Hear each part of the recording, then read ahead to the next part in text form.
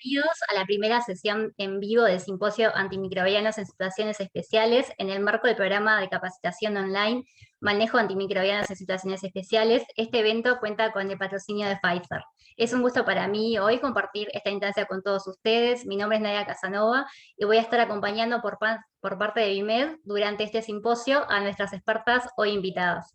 Es muy grato para mí presentarles a la doctora Rita Rojas, quien hoy presentará su conferencia sobre candidiasis invasiva post-COVID. La doctora es infectóloga, coordinadora de infectología en el Hospital General de la Plaza de la Salud, expresidenta de la Sociedad Dominicana de Infectología, coordinadora de la Residencia de Infectología del Hospital General Plaza de la Salud, docente de la Universidad Nacional Pedro Enríquez Ureña. Bienvenido, doctora Rojas. Muchas gracias. Gracias a la Asociación Panamericana de Infectología, la Asociación, la Sociedad Dominicana de Infectología, a EBIMED y por supuesto a Pfizer por esta oportunidad de compartir con todos ustedes. Muy bienvenida. También contaremos con la participación de la doctora Keila García, que nos presentará una temática de gran importancia, como lo es el manejo de las infecciones intraabdominales complicadas. La doctora García es infectóloga internista, egresada de la Escuela de Medicina Pontificia Universidad Católica Madre y Maestra, Medicina Interna del Hospital José María Cabral Ibáez, Infectología del Hospital Salvador Gutiérrez. Actualmente está cursando maestría de gestión de servicios de salud. Es encargada del Departamento de Infectología del Hospital Regional Traumatológico y Quirúrgico Profesor Juan Bosch de República Dominicana. Bienvenida, doctora García. Muchas gracias por la presentación. También gracias a la Sociedad Dominicana de Infectología, a EBIMED y a la Asociación Panamericana de Infectología por la invitación. Esperamos que sea de mucho provecho todo el contenido que tenemos preparado. Muchas gracias y bienvenida. Ahora doy paso a la doctora Rojas para que pueda presentar para todos ustedes la conferencia sobre una temática también de gran importancia, como la es la candidiasis invasiva post-COVID. Durante su presentación, la doctora tiene preparada una serie de votaciones que tienen como fin el intercambio entre todos ustedes y la experta. Es por ello que los incentivamos a todos a que puedan dejar sus consultas, sus dudas y sus comentarios en la sección de preguntas y respuestas para así poder enriquecernos en conjunto. Adelante, doctora, ya puede compartir su presentación. Bueno, muchas gracias nuevamente a todos ustedes por esta oportunidad que me brindan.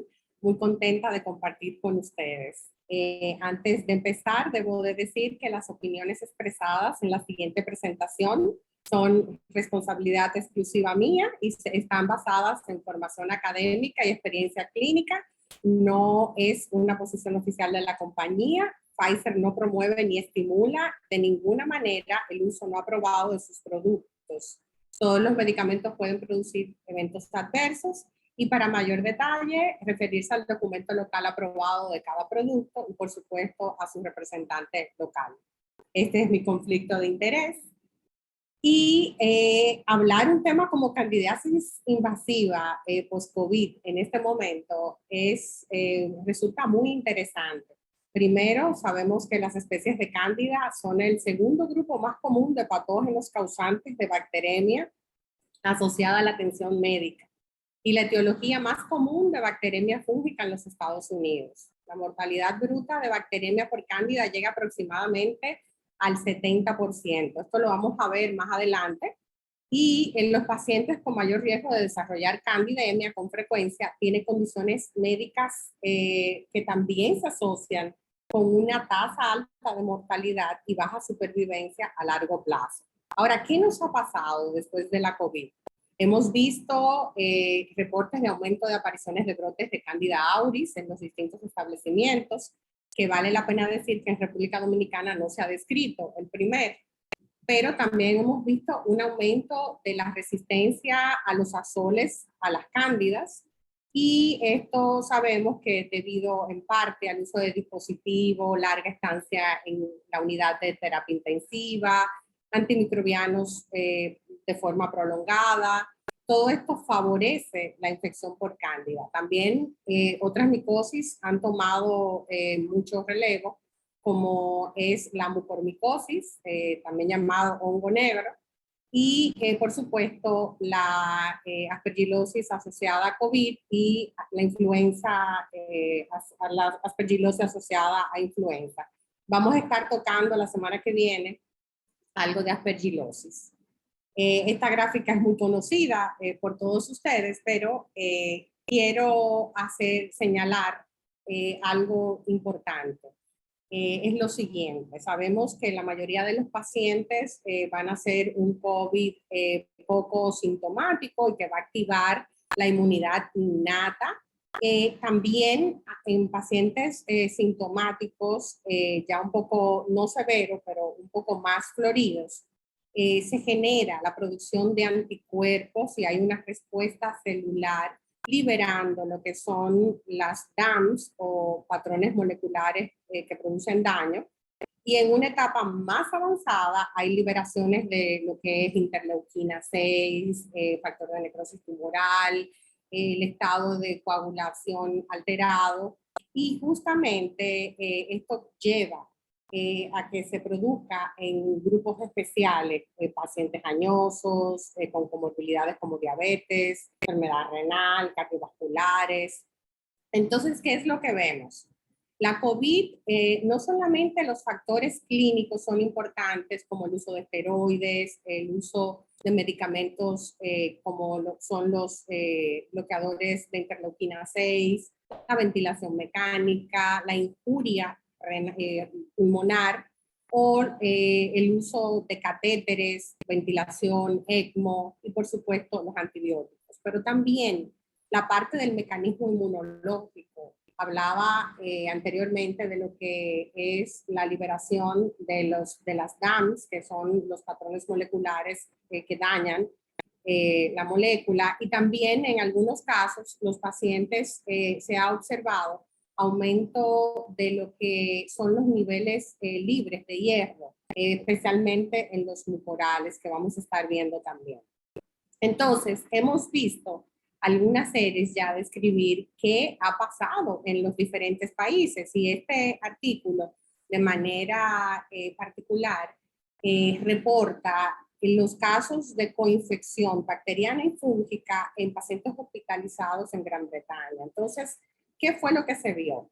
En pacientes ya confirmado el diagnóstico por PCR, 836 pacientes, vimos un porcentaje de 3.2% de aislamientos bacterianos, especialmente en los primeros 5 días del ingreso.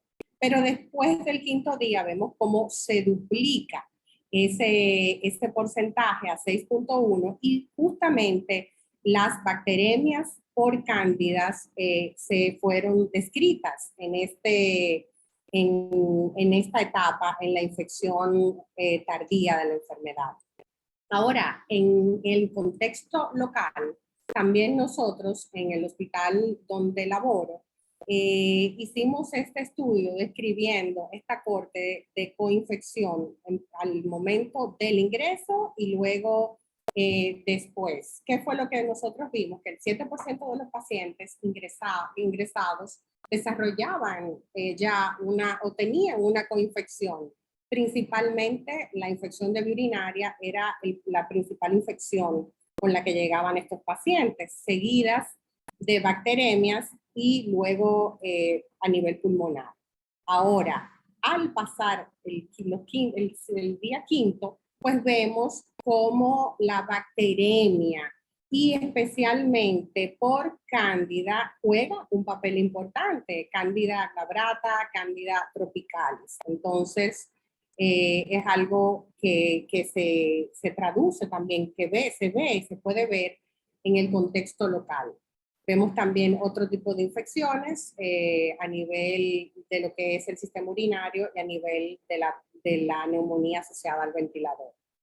En esta serie de 5 años, que todavía está sin publicar, pero que estamos trabajando en ella, realizamos más de 24.000 hemocultivos positivos desde enero del 2017 al 2021, y justamente vemos una tasa de positividad de 0.6%. Ya empezamos a ver un aumento de la resistencia antifúngica a lo que es el fluconazol en 11%, y vemos que la Cándida tropicalis va desplazando las demás especies en un 44%. En esta serie el sexo femenino lleva la delantera. Y vemos cómo este artículo de Nucci habla de que la mortalidad aproximadamente de la candidemia es de un 40% aproximadamente, aumentando un poco más en la población más adulta. ¿Qué es importante saber? Que la mortalidad debido a cándida muchas veces se sabe que sí, que se ha relacionado con una alta mortalidad, pero por lo general, ¿qué es lo que está describiendo este paper tan bonito? Que la mortalidad se está viendo más en los pacientes que tenían menor riesgo de desarrollar candidemia. Y es que acaso estamos dejando de lado y nos estamos concentrando solamente en aquellos pacientes que tienen los clásicos factores de riesgo para desarrollar la candidemia. Es algo que debemos de pensar, porque una intervención temprana puede ayudar a la supervivencia del paciente. Por supuesto, las características clásicas en esta serie descrita eran los pacientes principalmente quirúrgicos, pacientes con enfermedad pulmonar, pacientes con falla renal, con cáncer y en último lugar los diabéticos, pero que tenían un Apache score elevado y que ya tenían varios días ingresado en la unidad. También vemos ya descrito después de la COVID cómo el uso de probióticos en pacientes críticos, cómo se ha desarrollado también la presencia de candidemia, que es algo que tenemos que tener pendiente. Por supuesto, los clásicos score, el índice de colonización de Pitet, el Candida Score de León o las reglas predictivas de Ostrowski siguen jugando un papel muy importante. Por supuesto, aquel paciente que está en la unidad, que tiene varios días, que está en ventilación, que cuenta con sepsis severa y que está en nutrición parenteral, está dializándose, tiene una pancreatitis, lo han intervenido quirúrgicamente o está en esteroides, es probablemente el paciente que nosotros identificamos con mayor probabilidad de desarrollar candidiasis invasiva. Entonces, debemos de tomar en cuenta que muchos de los pacientes que desarrollaron COVID tienen los mismos factores de riesgos ya descritos. Entonces, para tener en cuenta también estas escalas.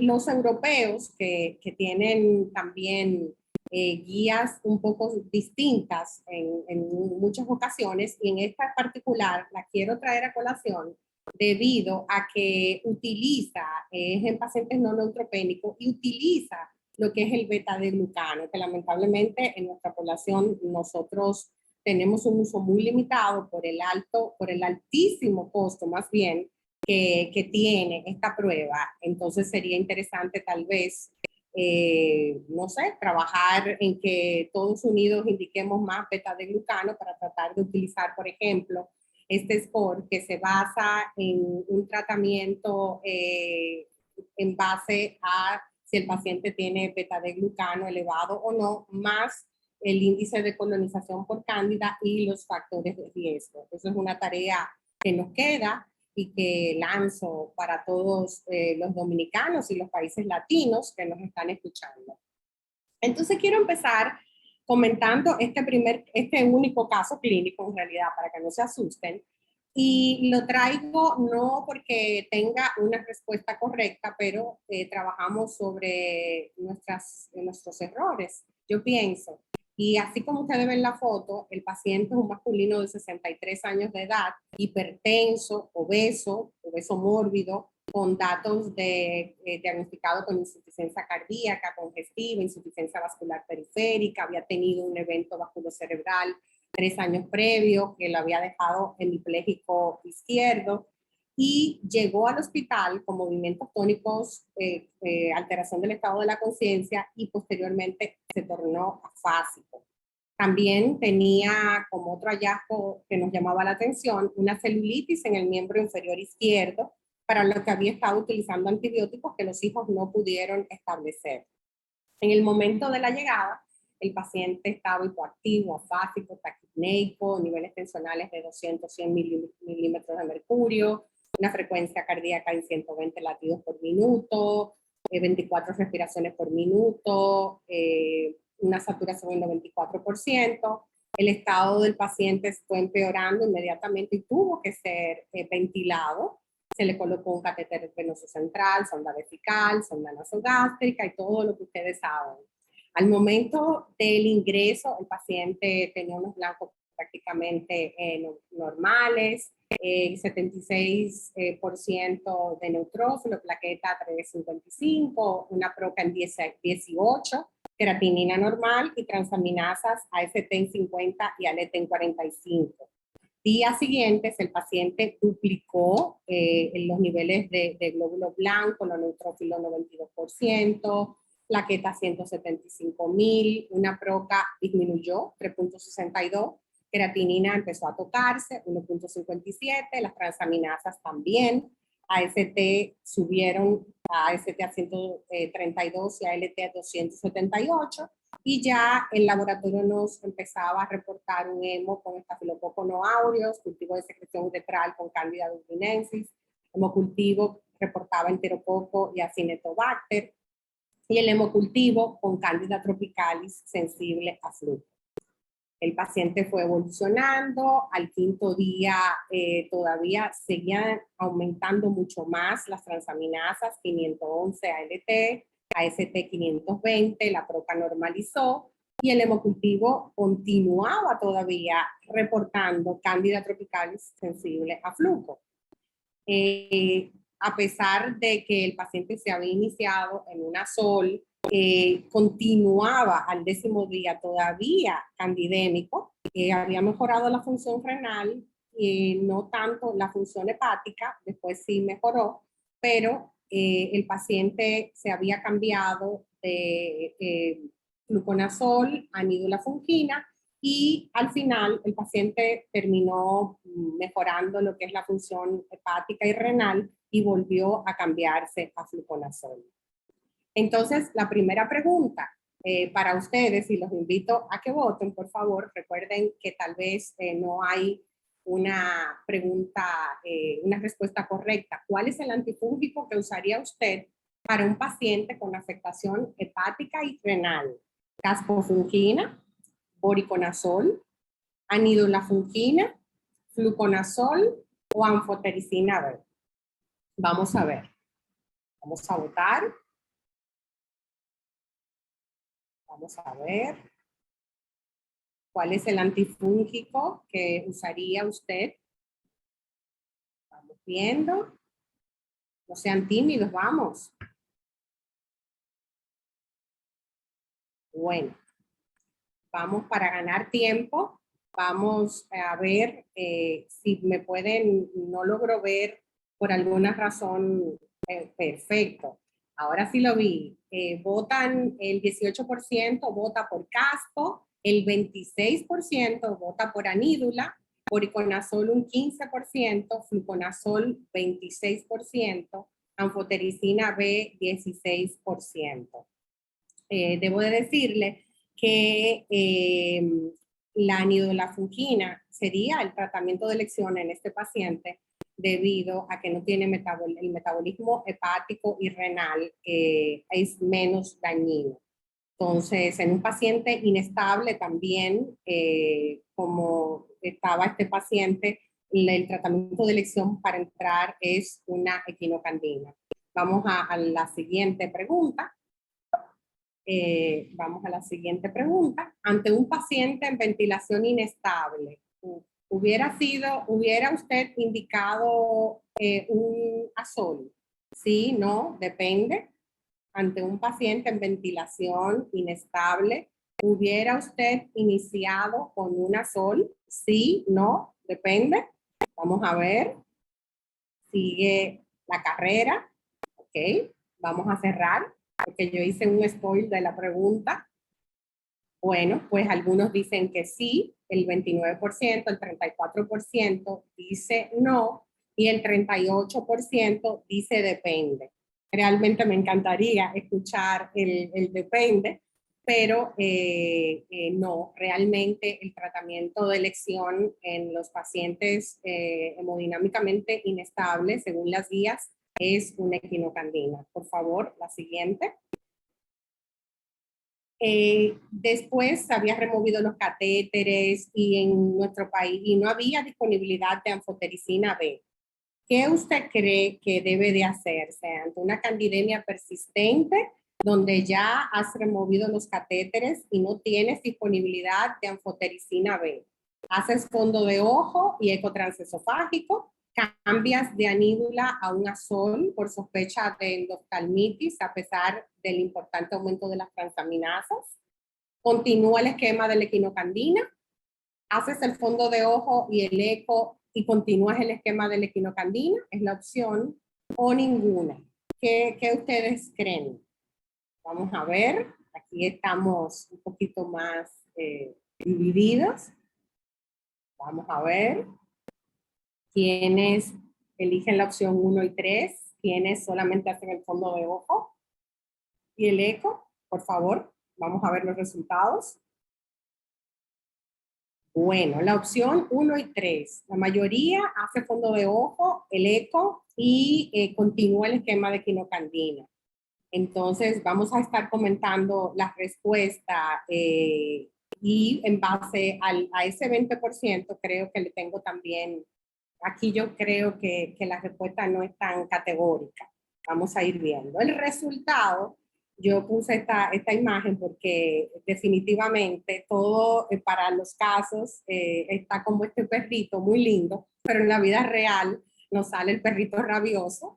Y el paciente, finalmente este paciente no tenía, a pesar de la candidemia persistente y la alteración hepática, y que se había removido el catéter, no tenía endoftalmitis, no tenía coriorretinitis, se hizo el fondo de ojo, salió de intensivo, el miembro inferior izquierdo empeoró, después de 15 días continuaban los cultivos positivos y las transaminasas disminuyeron y se cambió a un azol finalmente. Y el paciente, por una u otra razón, mantuvo 6 semanas de tratamiento antifúngico y sobrevivió. Entonces, vamos a comentar un poquito de esto. Empiezo diciendo, buscando para esta conferencia qué podía hablar. Entonces empezamos con el fondo de ojo. Y aquí tenemos al infectólogo y al oftalmólogo. Uno que sí, que se haga el fondo de ojo, otro que no, que nos esperamos. Eso como que fue lo que pasó en el caso. Estos artículos publicados recientemente, es necesario realmente hacer el screening en los pacientes con candidiasis, con candidemia. Es el tiempo de cambiar, decía este autor, y la Academia Americana de Oftalmología también dictaba las recomendaciones en cuanto a al tratamiento de la endoftalmitis por cándida. La Academia Americana de Oftalmología no recomienda una consulta oftalmológica de rutina en pacientes con candidemia. Sin embargo, ellos decían que los estudios demostraron que a pesar de que la interconsulta se daba, se respondía, no había una modificación del tratamiento.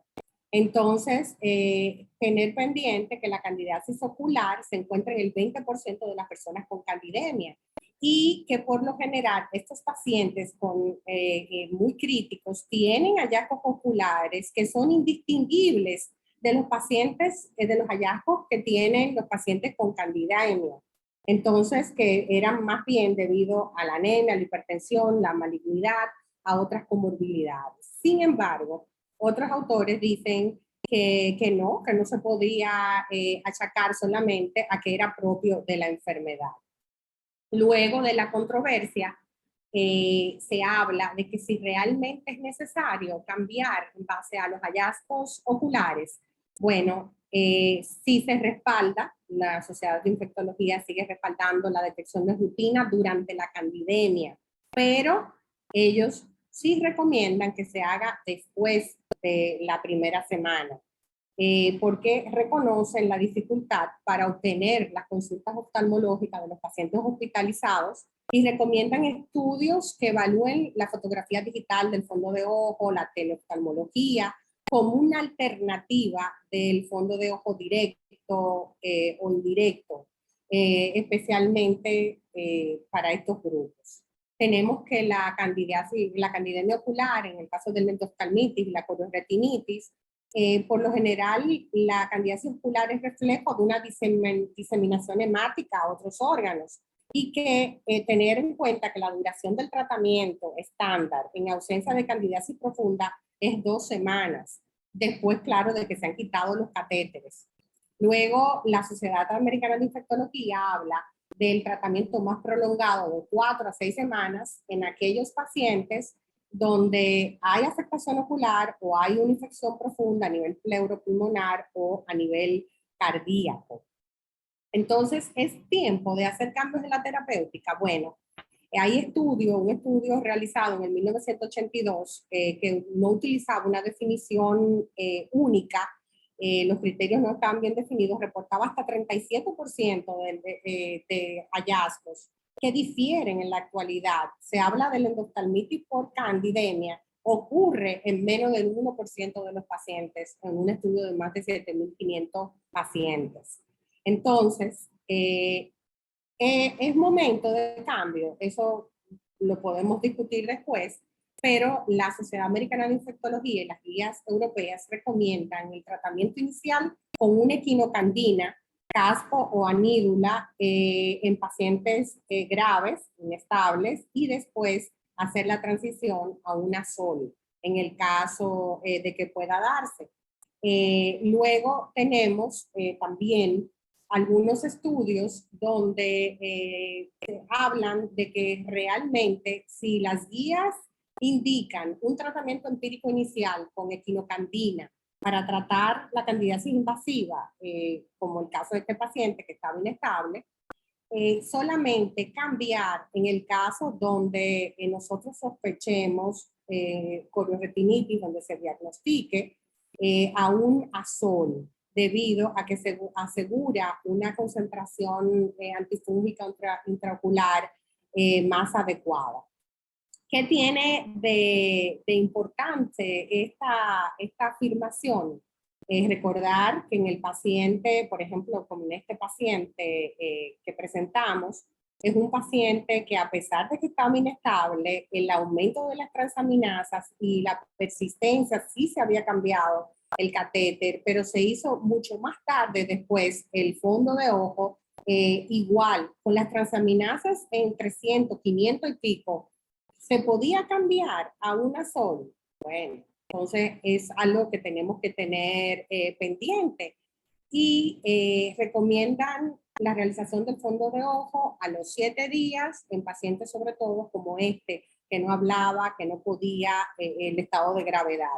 Entonces, para recordar, casi ya finalizando, cerrando con esto, número 1, recordar que la coinfección puede presentarse en aquellos pacientes que tienen muchos días en intensivo, que están utilizados esteroides, inhibidores de interleuquina 6, que están sometidos a diferentes catéteres, ventilación.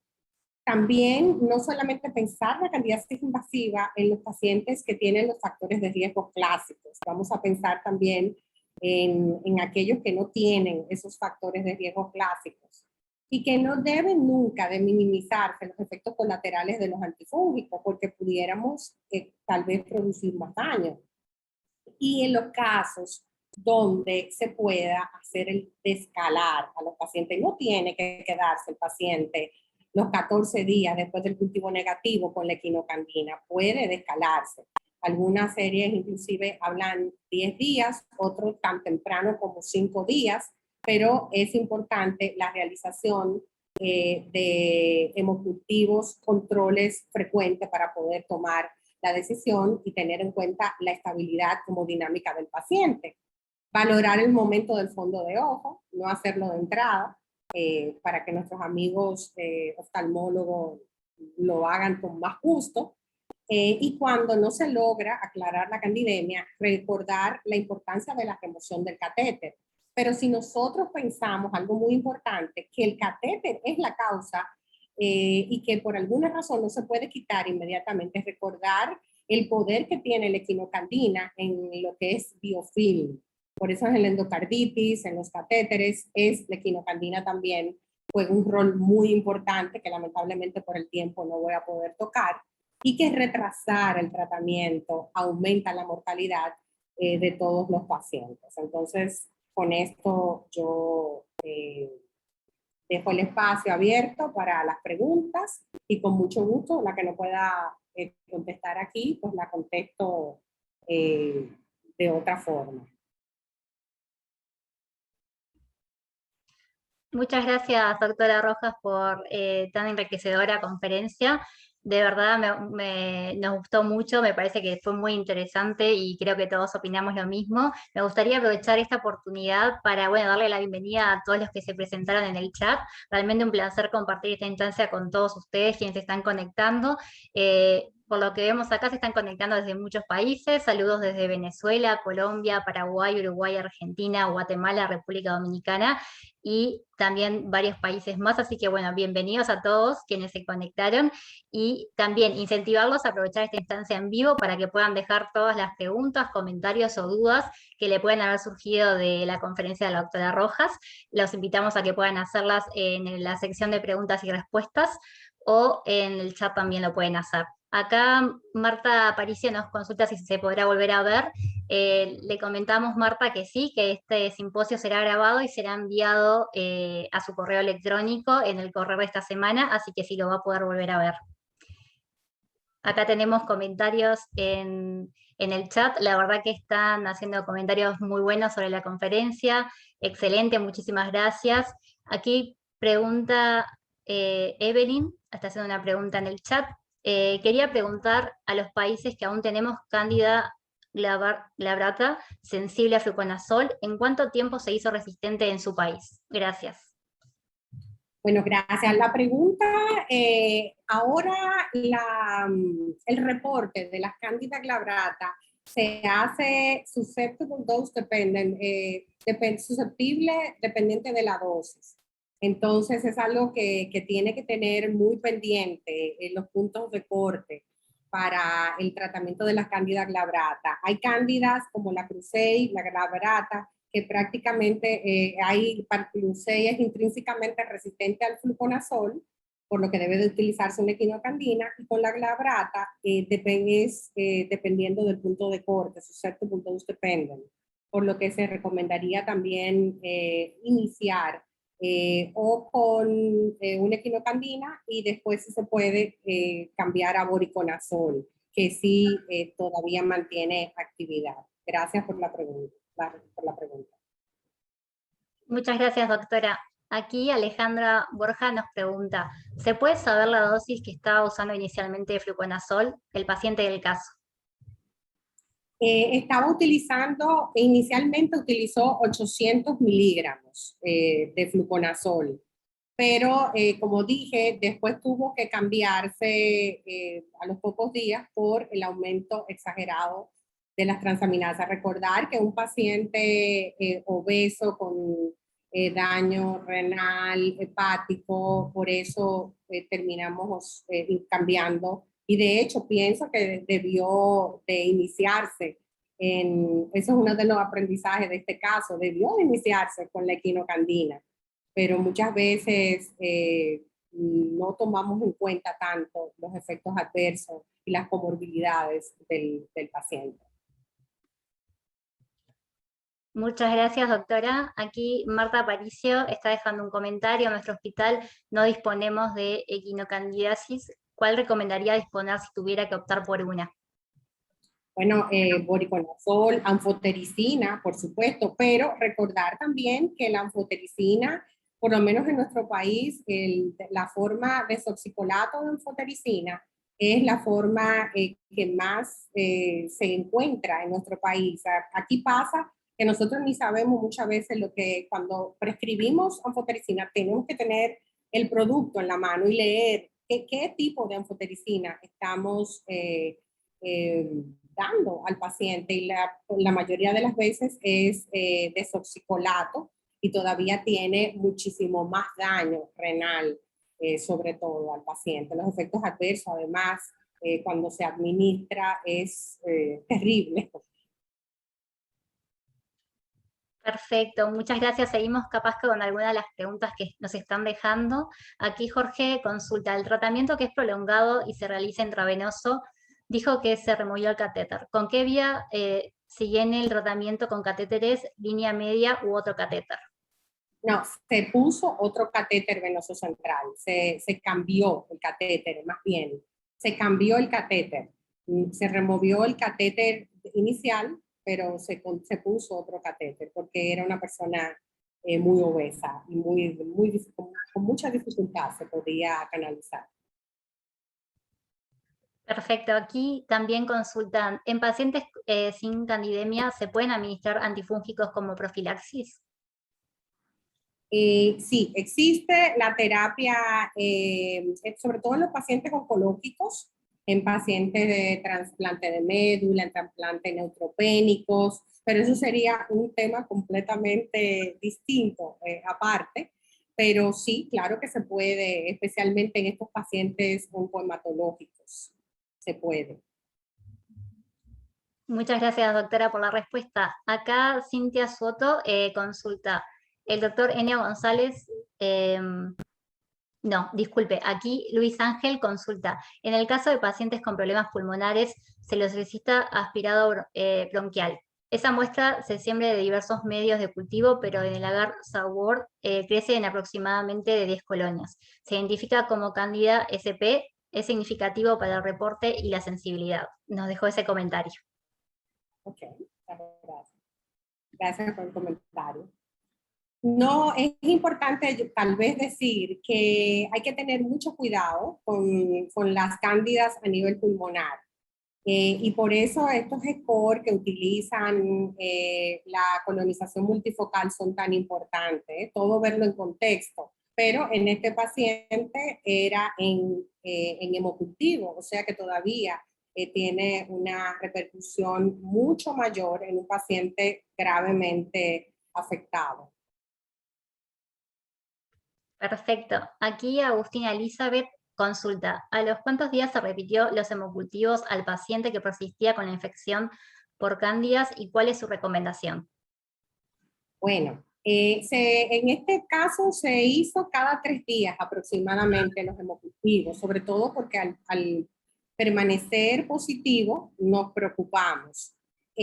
Por ejemplo, la guía europea, la que recién mostré, ellos hablan de realizar los consensos diarios, hablan de hacerlo diario. ¿Por qué? Porque después de que negativice, a partir de ahí 14 días de tratamiento. Entonces es algo para tener en cuenta. Los tratamientos antifúngicos en pacientes de esta naturaleza son un poco más prolongados. Muchas gracias por la respuesta, doctora. Aquí Emeline consulta. ¿A los cuántos días el paciente ingresado en UCI es recomendable comenzar la terapia con azoles?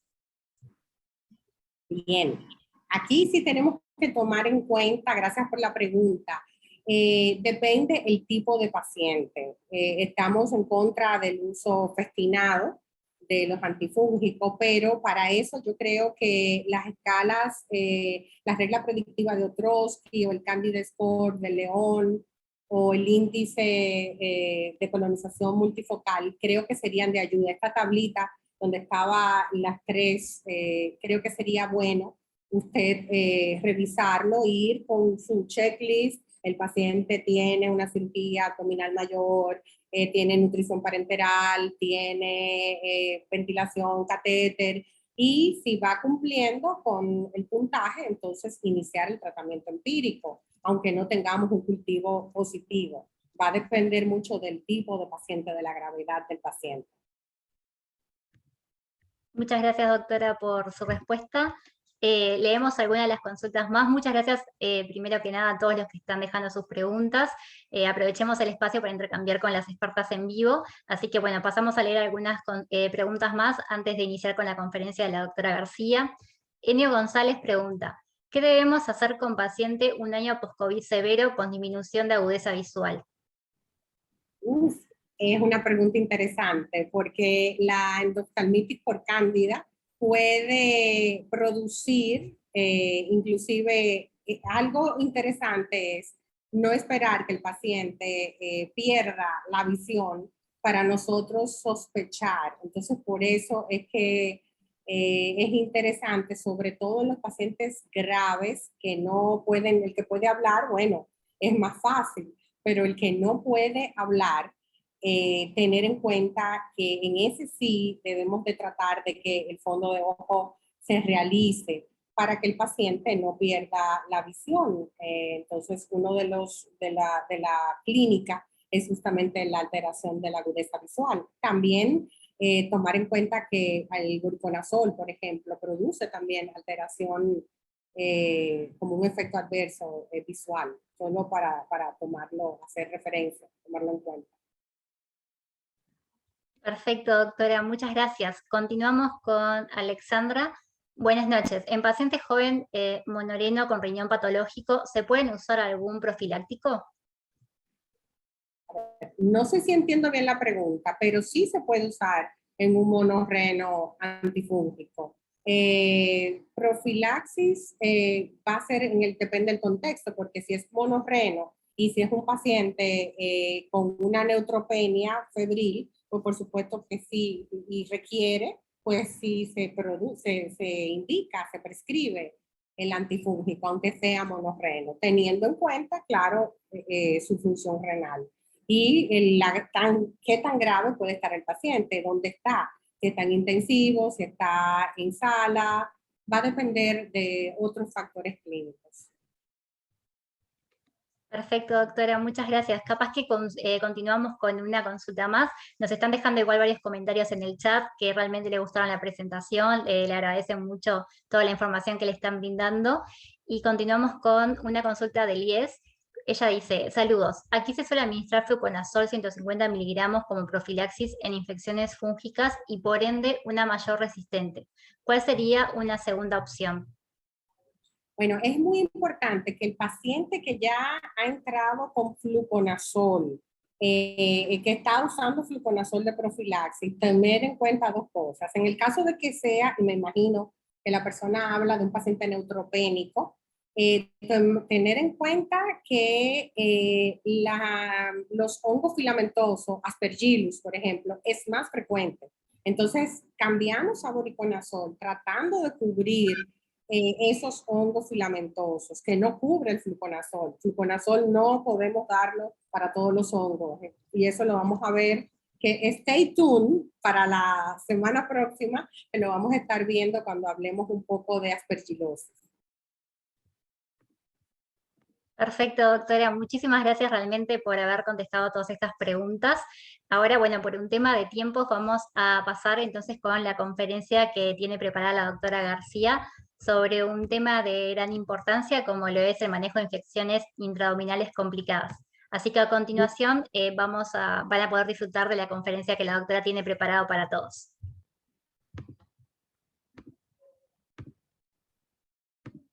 Muy buenas noches. Entonces, iniciando la conferencia de manejo de infecciones intraabdominales complicadas. Esta es mi declaratoria de interés.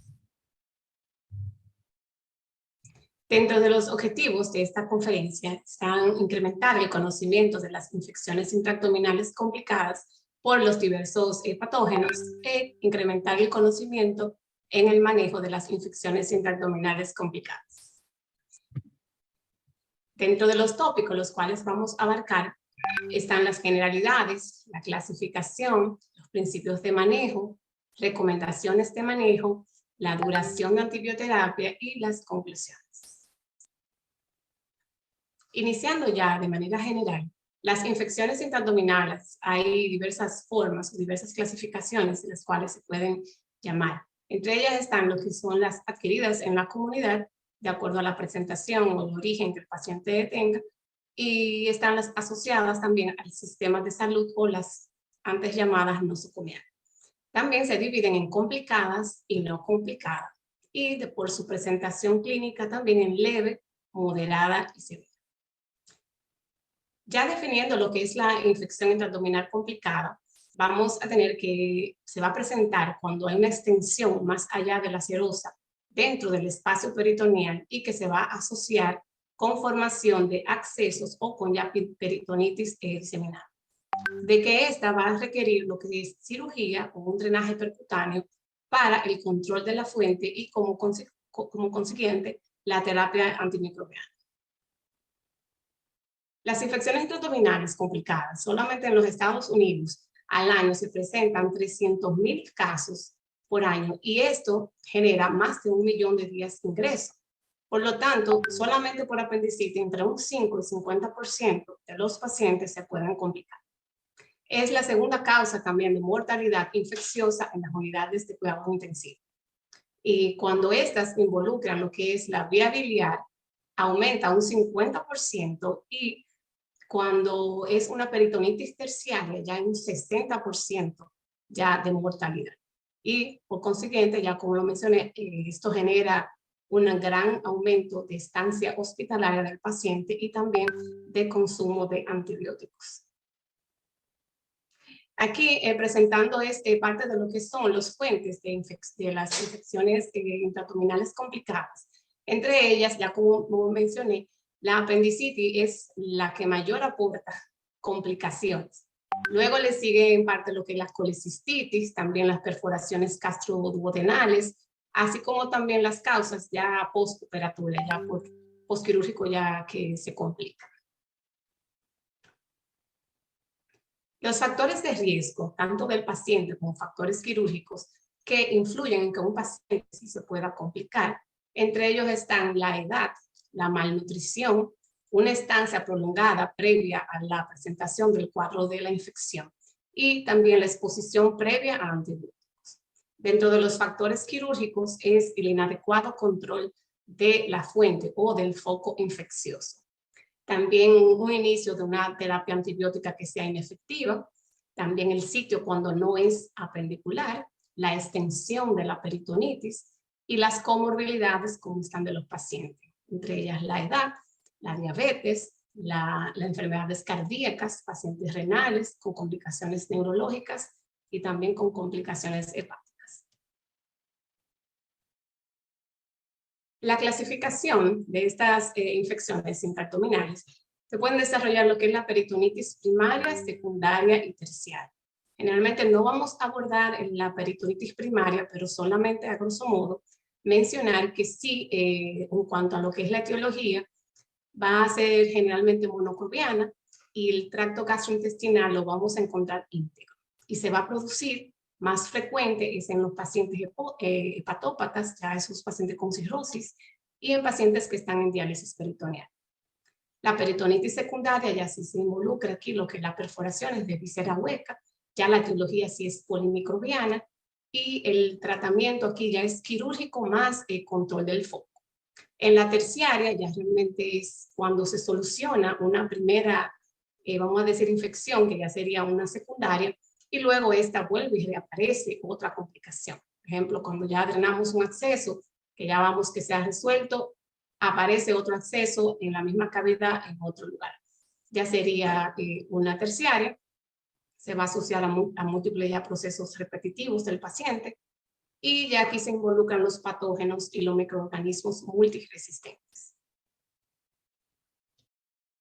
Entonces, dentro de las causas también que generan peritonitis secundaria, solo puedo mencionar algunas, ya desde las complicaciones de esófago, las traumáticas ya a cualquier nivel, tanto del abdomen, las que se presentan a nivel de tracto biliar, como las colecistitis, las malignidades, las que se asocian a páncreas, ya, las que se asocian a los intestinos, diferentes ya al intestino delgado y al grueso.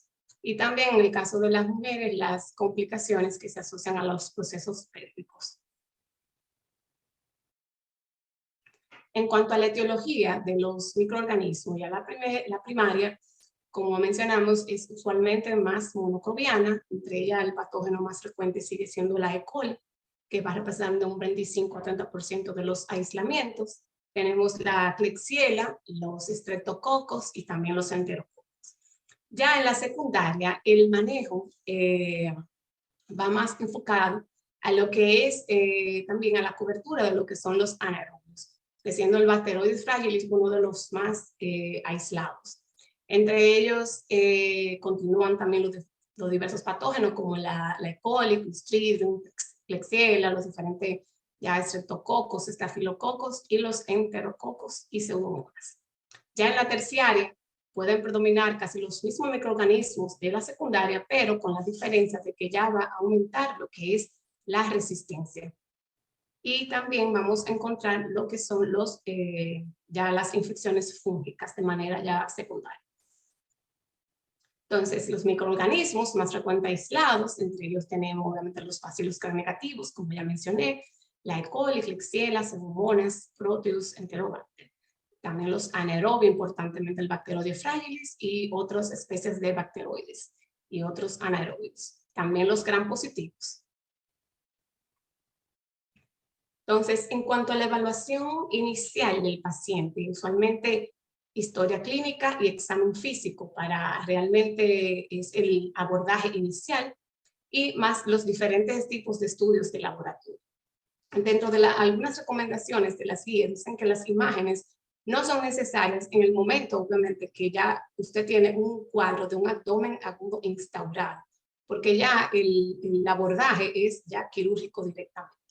Ahora, hay pacientes que quizás no están tan definidos en su patología abdominal o se puede esperar o correlacionar con diferentes estudios, se pueden realizar lo que es tanto la sonografía abdominal o tomografía. En este caso, en estos casos, igualmente la resonancia no está indicada de manera rutinaria en el abordaje inicial, ya que el paciente con la sospecha clínica y con una tomografía o sonografía, ya casi siempre vamos a obtener el diagnóstico y el paciente va a ir a cirugía.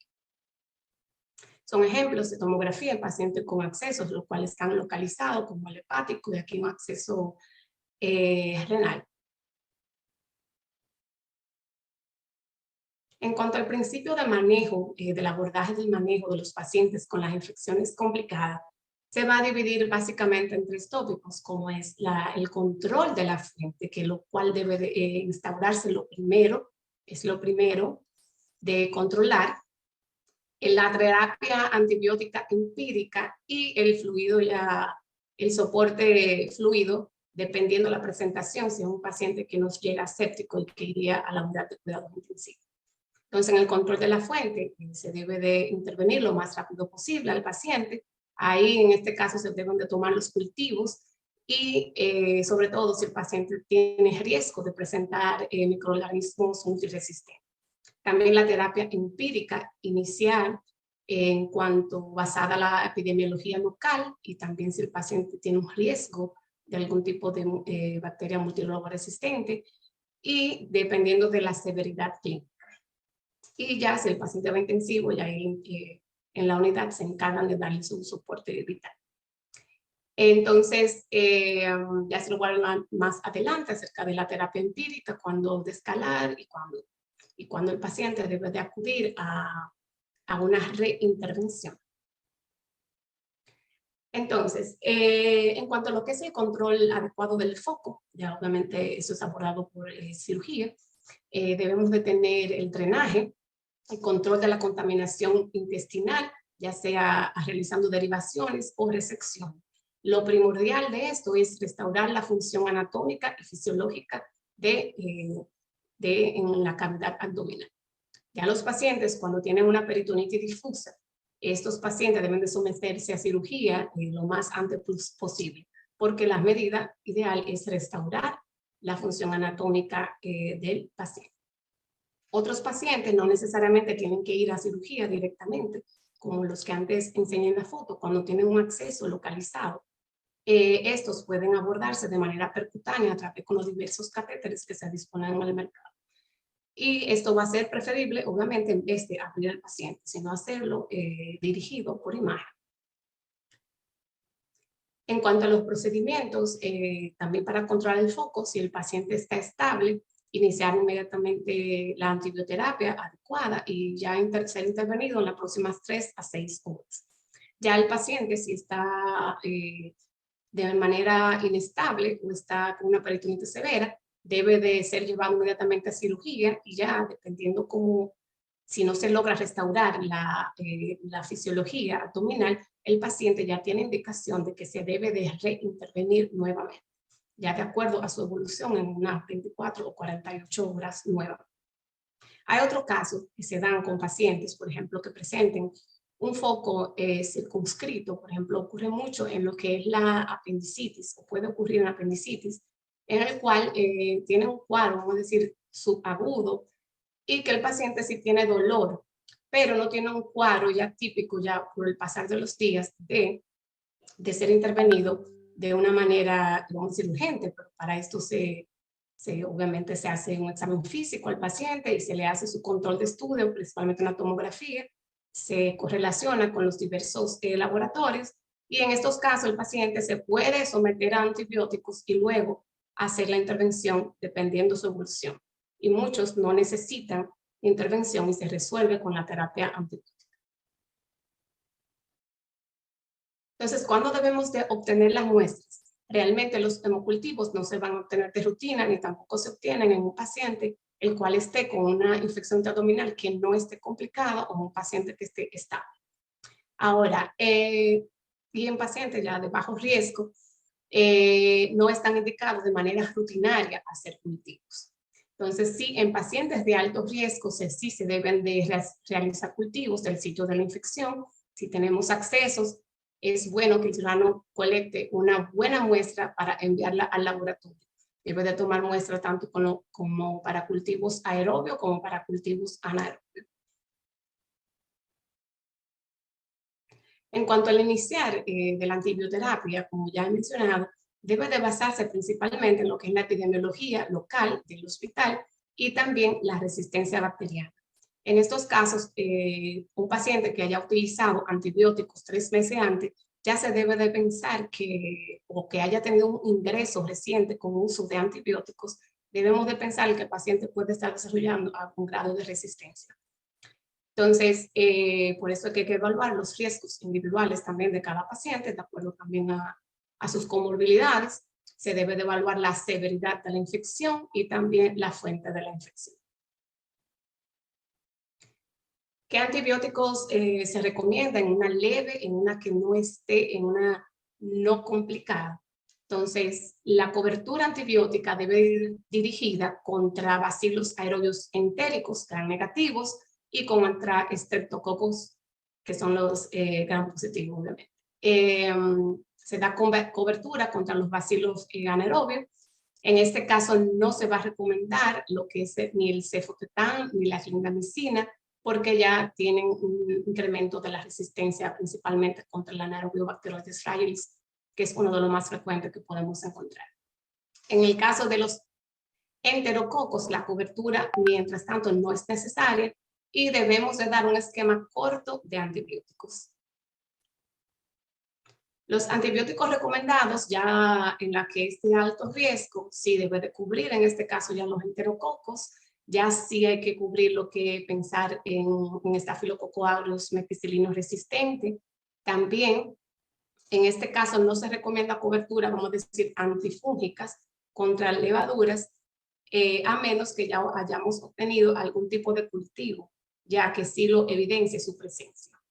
En el caso del uso de las quinolonas, debemos de tener en nuestro centro que tenga una susceptibilidad mayor de un 90% a las quinolonas, principalmente la E. coli. Si tenemos una E. coli susceptible, mayor de un 90% lo podemos utilizar en estos pacientes. ¿Y cuándo se debe de iniciar los antibióticos? Ya cuando tenemos sí, una infección intraabdominal que ya está confirmada. Realmente, cuando es probable, debe ser en las primeras 8 horas. Si ya está confirmada o es un paciente inestable que está en shock séptico, se debe de iniciar inmediatamente dentro de la primera hora. En lo que es el abordaje inicial del paciente, está también iniciar el antibiótico. Pacientes que no tienen shock séptico, pero sí pueden tener sepsis, se debe de iniciar también lo más rápido posible en el área también de la emergencia. Ya pacientes que no tengan complicaciones realmente o que puedan ir a una cirugía electiva, quizás de vesícula, estos pacientes realmente se le administra es profilaxis, que tengan cobertura para la piel y microorganismos que puedan ser contaminantes. Ahora, ¿con qué vamos a tratar a los pacientes los cuales están en una infección interabdominal realmente que no está complicada o son pacientes de bajo riesgo? Se pueden tratar con una cefalosporina, ya sea de tercera generación, con cefuroxima, cefotaxima o ceftriaxona, combinada así con metronidazol para ayudar a la cobertura de los anaerobios. Se puede utilizar el ertapenem, que aunque es un carbapenémico, está indicado en pacientes estables. También está la moxifloxacina y ya las quinolonas, su uso, como ya mencioné, combinadas así o no con el metronidazol, ajustado de acuerdo a nuestra resistencia del medio en el cual nos estamos desenvolviendo. Ya con un paciente de alto riesgo, un paciente que está complicado, realmente ya aquí podemos iniciar con piperacilina tazobactam o ceftazidima combinado con metronidazol o cefepime, cefalosporina de cuarta. También tenemos nuevas moléculas o combinaciones que han surgido como inhibidores de beta-lactamasa, principalmente por el mismo tema que tenemos de la resistencia bacteriana. Tenemos ceftalozano tazobactam, el cual sí debe de ir combinado también con metronidazol, ambas, y igual que la ceftazidima avibactam, también combinada con metronidazol. Coberturas tienen ambas para pseudomonas, también se pueden utilizar en las bacterias productoras de KPC. También tenemos para iniciar los carbapenémicos, imipenem, meropenem o loripenem, ya solos o combinados. Tenemos, se pueden combinar exacto con medicamentos que cubran los gram positivos, como la vancomicina o el linezolid. Linezolid sí tiene cobertura para los enterococos, que son vancomicinos resistentes. Entonces, también tenemos, derivadas de las tetraciclinas, tenemos la erabaciclina, que esto es una molécula reciente, que se aprobó específicamente para los pacientes con infecciones intraabdominales complicadas. Sí tiene cobertura para bacterias productoras de beta-lactamasa de espectro extendido y también para las enterobacteriales productoras de carbapenemasa. También tenemos la tigiciclina, que sí tiene cobertura para los enterococos, que son resistentes también a vancomicina. En caso de pacientes que tengan alergia, puede manejarse con Aztreonam, combinación de Aztreonam, metronidazol y vancomicina sería una opción. Pero en caso de alergia hay que evaluar bien a qué tipo de medicamento sería alérgico el paciente. El manejo de la infección intraabdominal complicada, ya por patógenos, como estaba mencionando, ya pacientes que tengan MRSA, tigiciclina, el linezolid y la vancomicina, teniendo en cuenta que la vancomicina y el linezolid no lo podemos utilizar de manera sola, debemos de usarlos sí combinados, siempre con otro antibiótico que cubra anaerobios y también gram negativos, aunque quizás hayamos obtenido un aislamiento de una sola bacteria, pero hay que combinar. También aquí vemos los diferentes manejos ya para pseudomonas, las diferentes combinaciones que podemos tener y de acuerdo ya al patrón de sensibilidad que el cultivo ya nos reporte, iremos ajustando ya los diferentes antibióticos. En cuanto a la terapia fúngica, en los pacientes ya con infección intraabdominal severa que se adquiere en la comunidad, realmente que se evidencie ya por un cultivo, si es un paciente ya inicial que a los 3 días, 2 días ya usted tenga un aislamiento, sí se debe de iniciar la terapia antifúngica. Pacientes que llegan graves con shock, estos pacientes hay que iniciarle conjuntamente con los antibióticos, los antifúngicos, y en este caso el de elección son las equinocandinas en vez de los azoles. Ahora podemos hacer una transición de una equinocantina al fluconazol luego que el paciente tenga cierta estabilidad y que ya se haya demostrado en el cultivo que la cándida tiene, por ejemplo, tiene sensibilidad a lo que son los azoles, entonces podemos hacer la transición. Y si el paciente va evolucionando de una manera adecuada. Estos son parte de los estudios, los cuales avalaron para utilizar principalmente ceftalozano tazobactam más metronidazol en las infecciones intraabdominales complicadas.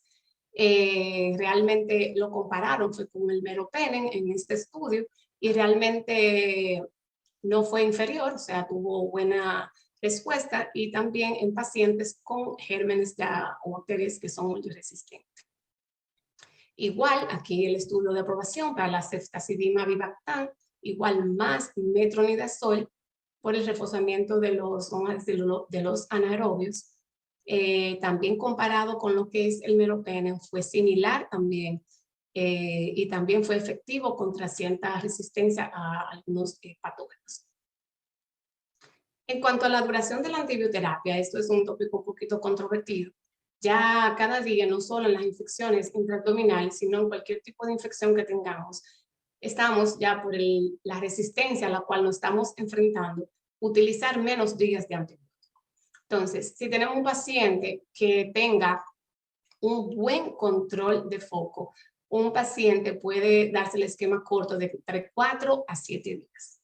Ya si hay pacientes que tienen perforación aguda de estómago, de yeyuno, y no tienen algún tipo de malignidad, estos pacientes que aunque sea, se le puede dar su profilaxis por 24 horas. Claro, está todo es sujeto de acuerdo a cómo el paciente esté.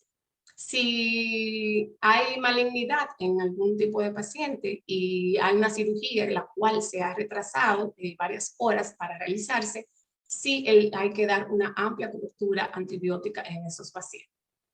Si son traumas penetrantes, por ejemplo, estas son recomendaciones de la guía o alguna iatrogenia, si es un paciente el cual se interviene o se identifica de manera rápida antes de 12 horas, se puede administrar antibiótico por 24 horas. Esto es dependiendo, obviamente, el caso del paciente que sea.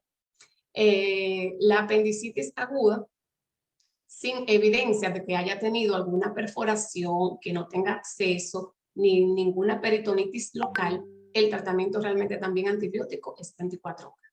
Que es muy común que se vea que un paciente opera una apendicitis y no estaba perforada. Igual a veces van 7 días de tratamiento y 8 de tratamientos de tratamiento antibiótico.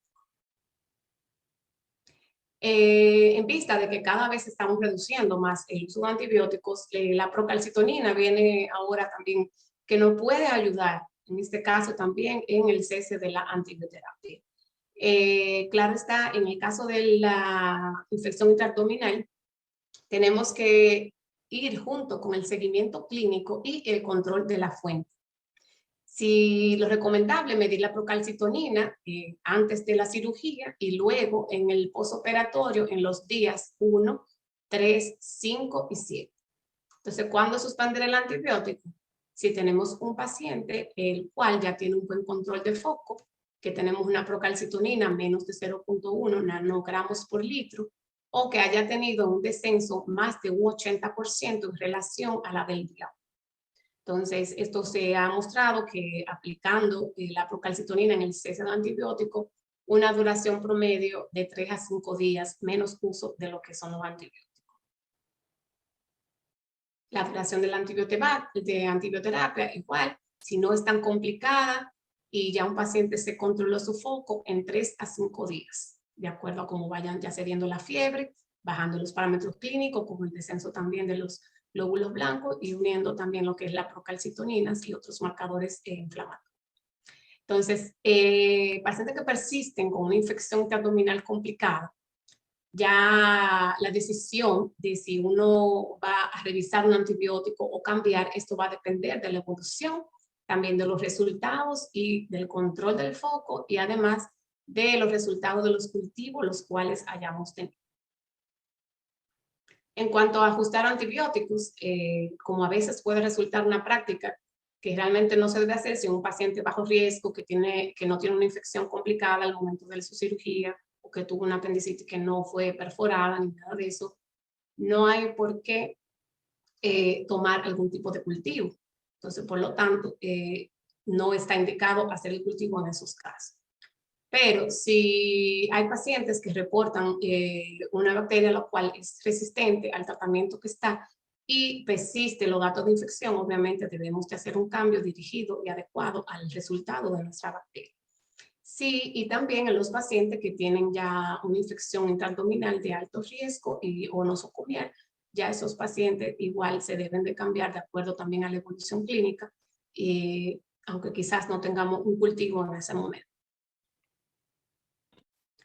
Estos son diversos estudios. Otro estudio igual que compararon 3 días de ertapenem versus ampicilina sulbactam en pacientes, obviamente, con infecciones intraabdominales localizadas y que eran de leve a moderada.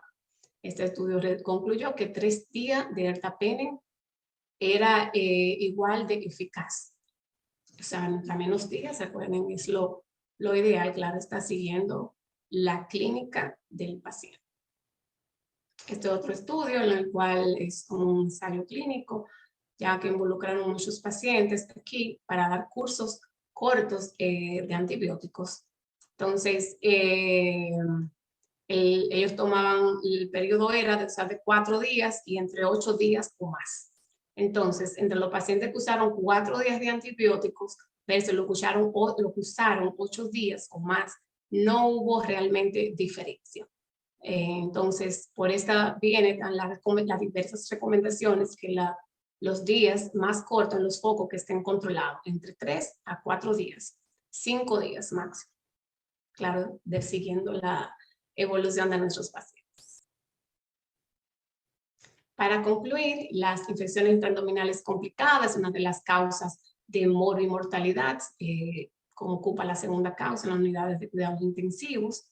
Los diagnósticos de intervención oportuna es lo que hace que el paciente le vaya mejor, al igual que el control de foco y elegir una antibioterapia adecuada.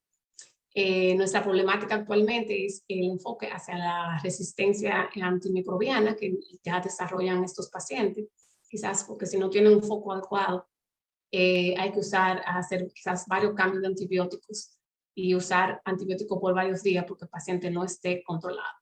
Y el uso de antibioterapia ya por periodos cortos, luego de que el paciente tenga un control de foco. Esta es mi ciudad de Santiago, República Dominicana. Y muchas gracias por su atención.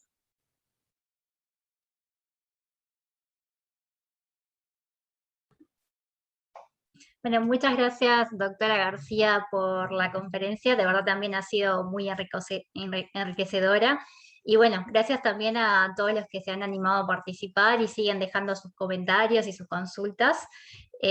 Así que bueno, me parece que podemos pasar a leer alguna de las consultas antes de culminar con el evento. No sé, doctora García, si me puede escuchar.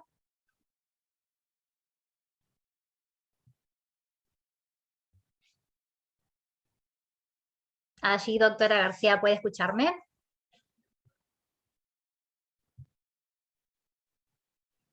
Bueno, creo que estamos teniendo un pequeño problema con la conexión de la doctora, así que mientras ella logra conectarse nuevamente o conectar el audio, agradecerle nuevamente a todos por todas las consultas que nos han dejado. De verdad, me da pena no poder, no poder contestar todas las consultas, pero de verdad les agradecemos mucho. Y bueno, muchas gracias también por habernos acompañado desde todos los países, de Venezuela, Colombia, Ecuador, Bolivia, nos han dejado comentarios de Perú, de Chile, de Uruguay, Argentina, Guatemala, República Dominicana. Agradecerles nuevamente. Así que bueno, aguardamos por unos minutitos a ver si la doctora García puede restablecer su conexión. No sé, la doctora Rojas, si también se encuentra por aquí, a ver si nos escucha. Sí, claro, con gusto, aquí estoy. Perfecto, doctora. Estamos entonces aguardando por la doctora García. No sé si le gustaría tal vez hacer algún comentario acerca de la presentación de la doctora. Bueno, una presentación muy bonita, realmente. Si quería, podía ir viendo alguna de las preguntas, con mucho gusto, en la medida de lo posible, si puedo contestarlas, por supuesto, porque ella es la experta en la noche de hoy de ese tema. Buenas noches, ya estoy de regreso. Ah, perfecto, doctora. Entonces pasamos a leer algunas de las preguntas antes de dar por finalizado este simposio. Aquí tenemos una pregunta de Kaylee que consulta. Buenas noches. Mi pregunta es la siguiente. Si el paciente tiene una infección intraabdominal por gérmenes gram negativos y estamos considerando anaerobios y ya tiene cobertura con carbapenémicos, ¿es necesario combinarlo con metronidazol? Entiendo que realmente no es necesario la combinación, a menos que no se esté tratando otro tipo de germen o un tipo de parasitosis que esté cursando concomitantemente el paciente. Perfecto, doctora, muchas gracias por su respuesta. Continuamos. Aquí José Luis consulta. Buenas noches, muy buena ponencia. Mi consulta es, ¿cuánto tiempo de duración de tratamiento recomienda en pacientes con peritonitis y que se encuentran en etapa ácida?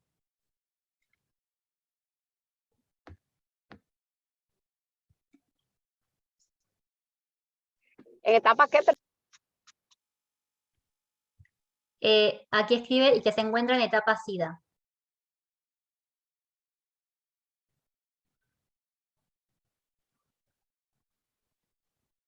¿Me la puede leer otra vez? Porque no comprendí la pregunta, no la escuché completa. Sí, claro. Quería intervenir, si es posible. Keila, dice la persona que pregunta, en un paciente con SIDA, con VIH, en etapa SIDA, ¿cuánto tiempo es el tratamiento? Entonces, no sé si ella la escuchó, la pregunta, pero el tratamiento va a depender de muchas condiciones, qué germen, cuál es el estado, dónde se encuentra, etcétera. No sé si ya escuchaste la pregunta.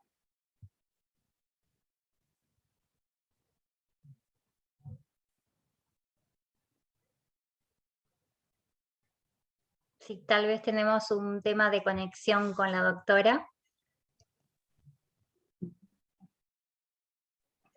Bueno, sí, por igual, si es un paciente que está en una etapa ya SIDA con una peritonitis, es importante sí tomar muestra, porque los pacientes ya pueden estar infectados, o sea, por alguna germen oportunista. Por ejemplo, en este caso puedan tener algún tipo de, quizás, una tuberculosis peritoneal. Hay que evaluarlo, hay que estudiarlo también. Perfecto, muchas gracias por su respuesta. Continuamos con alguna preguntita que nos han dejado. Consulta, ¿las quinolonas no las recomienda como antibiótico de elección de primera línea? Eso en el caso de que conozcamos la resistencia a la quinolona, la cual, o sea, de nuestro hospital o de nuestra, vamos a decir, de nuestro país. Si está muy elevada, o sea, por encima de un 10%, principalmente la resistencia a la quinolona por la E. coli, no se recomienda que se inicie el manejo en un paciente realmente que esté complicado. Para eso tenemos que conocer nuevamente nuestra epidemiología. Muchas veces nosotros, bueno, en nuestro país, al menos en el hospital donde yo laboro, tenemos un poquito de inconvenientes con identificarla y así a ciencia cierta no sabemos cuál es nuestro porcentaje realmente de resistencia. Entendido, doctora, perfecto. Continuamos con una consulta que nos ha dejado Marcos Castro. Él pregunta, ¿en cuáles infecciones o condiciones sería más recomendable utilizar la moxifloxacina?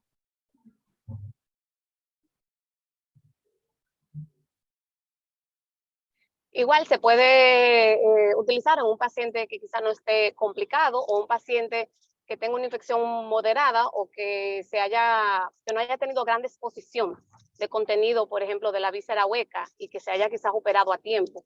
Y un paciente también que esté estable clínicamente. O sea,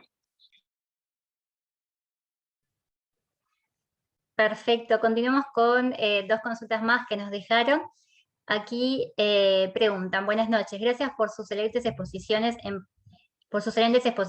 En pacientes con gastroquisis, ¿se debe iniciar ATV apenas nace si no hay servicio quirúrgico inmediato a disposición?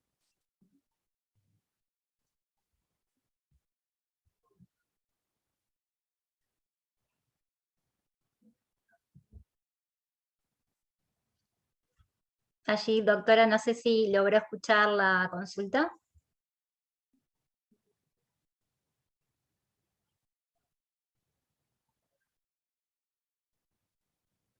Ahí nos puede oír. Tal vez estamos teniendo nuevamente un inconveniente con la conexión de internet de la doctora.